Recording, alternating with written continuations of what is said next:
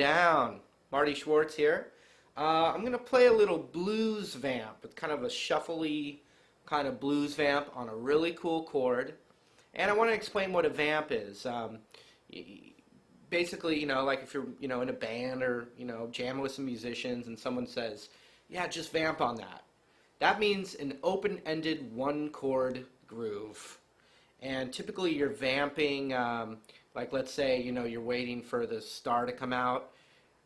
The band's out there already and the star of the show is still locked in the bathroom and you're trying to figure out when he's going to come out. You just need to vamp on the one chord till he comes out.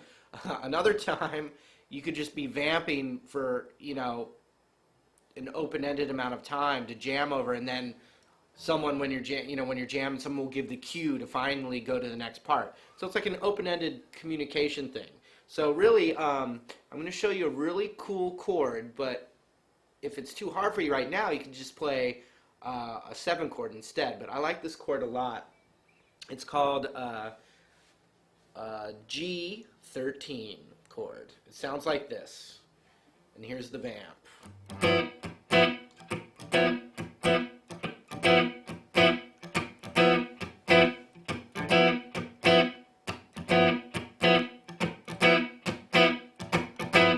I'm going to show you some really cool licks to do over that as well. So let's zoom in. I'm going to show you how to do the chord. We'll groove it out, and then we'll lick it up. Okay, so here's what we're going to do. I'm going to show you a 13 chord. Alright, so first let me show you a G7 bar chord. Basically, if you've ever played a major bar chord like this, to play it as a 7 chord, and by the way, G is right there on the 3rd fret of the E string. If I just take my pinky off,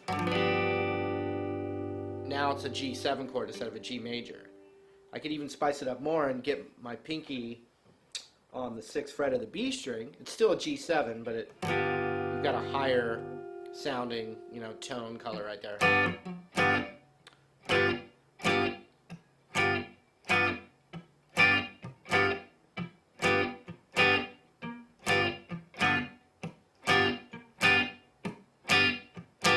Okay, but to sound a little bit fancier, which is always good to impress the friends, we're going to play, instead of a G7, we're going to play what's called a G13.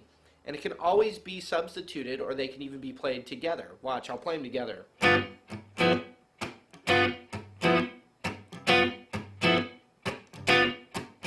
So that's really still just a blues vamp on G, is what that'd be called. So here's the 13 chord. I'm going to take my pointer finger, my index finger, and it's going to be on the root of the chord. So if I want to play a G13, my first finger is going to be on the G note, the 3rd fret. If I wanted to play a C13, it'd go up to wherever C is, which is, right here on the 8th fret, etc. So here's G. I'm going to put my first finger right there. Then my middle finger is going to skip a string and play the 3rd fret as well on the D string. So these 2 fingers right there. Boom, skip, boom. And that A string is just getting muted. And I would be muting it basically with my index finger by just letting it, touch it. Just like that. Alright, here's what we have next. Ring finger is going to be on the 4th fret of the G string, right there. Like that. Then, pinky time, he's lonely. He's going to be on the 5th fret of the B string. And then the high E string is getting muted by my pinky. And these are things that I never thought of and probably didn't really learn in one sitting. They just kind of evolved from like, ooh, I don't want that sound in there. Okay? Bunt, bunt, rest. Bunt, bunt, rest. Bunt, bunt. And that kind of thing. It's just me kind of feeling the groove since I'm playing by myself. But if you were with the whole band, you could just go.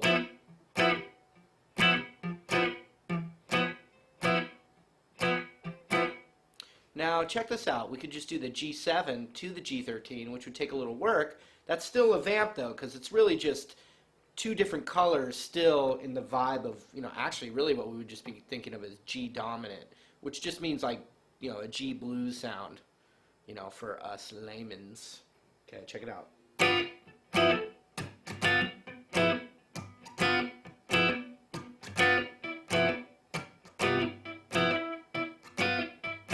You can even throw a little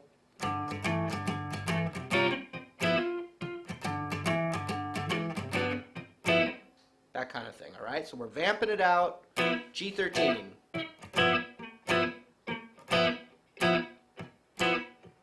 All right, I'm going to show you some cool stuff to jam within that vibe, all right? So let's do it. Yeah. All right, so I've got a little loop that I recorded, my own personal jam track, on that vamp that we were doing, okay? Now, it's in G, so you could just, if I play right now, you could just play the G minor pentatonic or the G blues scale, as I've taught many times, including my, new 4-set DVD series on all this kind of stuff. But so we have the G minor pentatonic.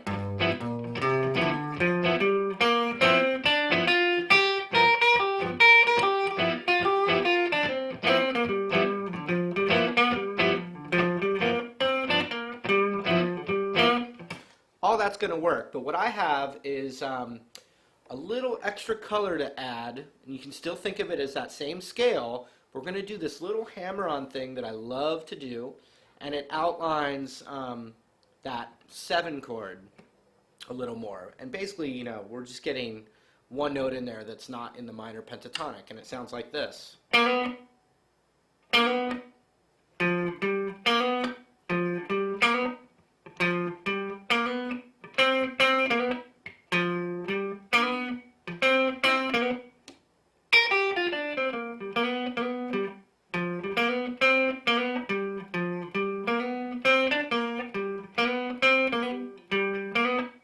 So I'm going to show you how to do that just by studying 2 strings of the scale. Keep it easy peasy, lemon breezy, and it adds a nice little je ne sais quoi tastiness. All right, let's zoom in and I'll show you what it is. Okay, so we've got all that stuff, including the blues scale too.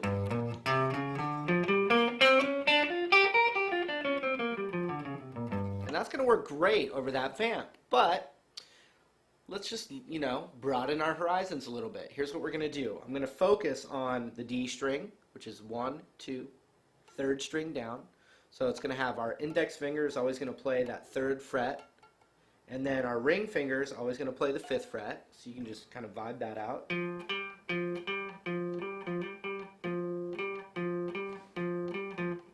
That kind of thing, okay? Now, the next string, the G string, normally in the minor pentatonic, we're going to play the 3rd fret and the 5th fret as well. So it's like a little box. But what we're going to do is every time that we would normally hit the 3rd fret with my first finger, instead of hitting that note, I'm going to take that note and hammer on with my middle finger a half step higher. And you'll see that note right there, which is the 4th fret of the G string, is in that G13 chord. It's in the G7 chord.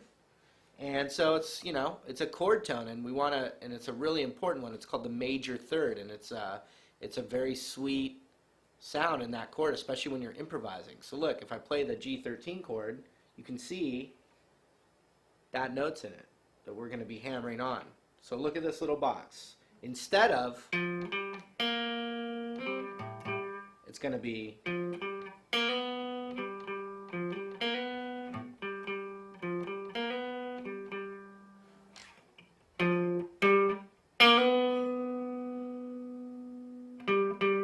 you don't want to ever hear it come back off. You don't want this. Doesn't sound right. It only sounds right going up to it and then back to a note. So basically we're thinking of this note as the note in the scale now instead of that one, but we're going to always hammer into it to hear it, and it sounds real bluesy when you do that.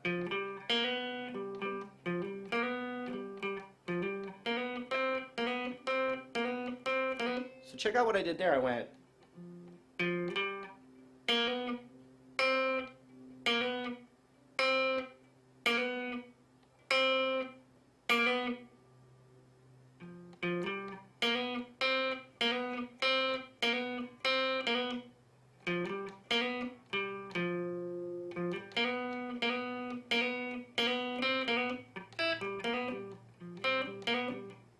that was.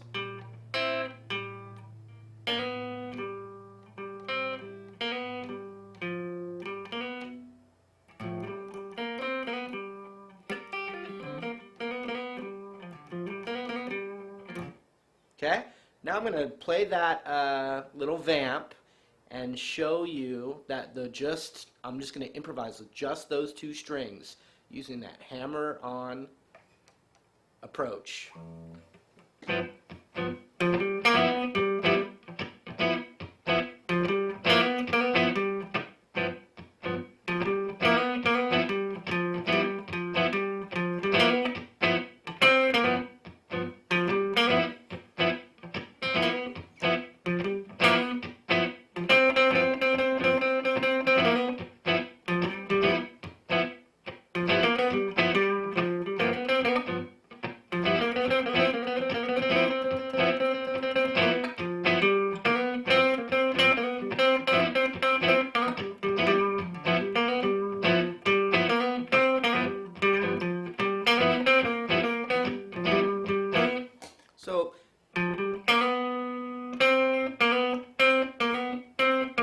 So, I'm not going to go, which you could, but I'm going to go, and that's just that bluesy sound in there. You're never really emphasizing that note. It's only a passing tone now into that fret. Check that one out.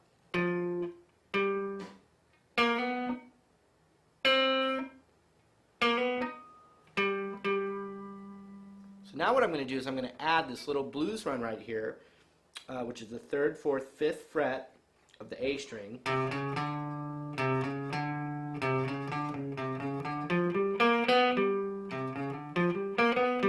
then I'm going to add the B string. And these are things I recommend you doing, like actually limit the things that you can do sometimes. Like if you know the whole scale, go, okay, I'm just going to play one string, the 2 notes of this high E string, as many different ways as I can think of. It's a really good thing to do.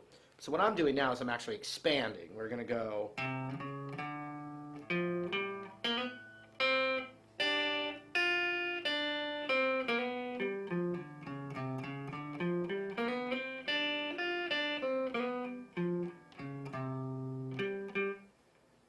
Okay, check it out now.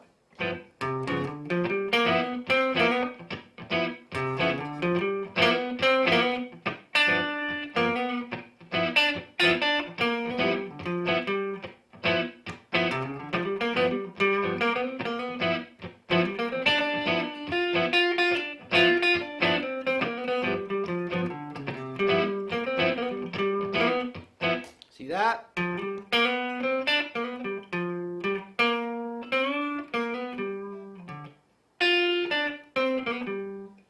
It's cool too, like the B string right here on the 3rd fret to the hammer on.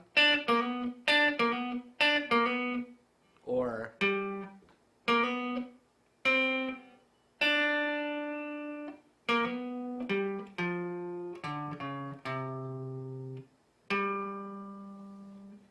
the 5th fret of the D string is the only root I have if I'm just playing those 4 strings, okay? Try some of this stuff out. I want to leave it open-ended so you can develop your own ideas. Let's jam it out. All right, here we go. 1, 2, you jam it out.